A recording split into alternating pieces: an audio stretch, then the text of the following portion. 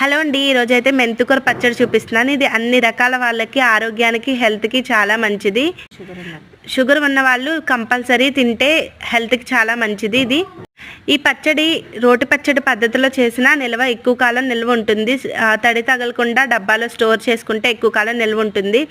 ముందుగా మెంతికూర ఆకులన్నీ ఒలిచేసుకుని తడి లేకుండా బేసిన్లో పెట్టేసుకుని కారానికి తగ్గ ఎండుమిర్చి, అలాగే వెల్లుల్లి, చింతపండు, జీలకర్ర, చాయమినపప్పు తీసుకోవాలి. పోపుకి ముందు పోపు కారం ఆడేసుకోవాలి. చాయమినపప్పు, ఎండుమిర్చి, జీలకర్ర వేసుకుని వేయించేసుకుని చల్లారిన తర్వాత మిక్సీ జార్లో మొత్తంగా పొడి చేసేసుకోవాలి తడి లేకుండా.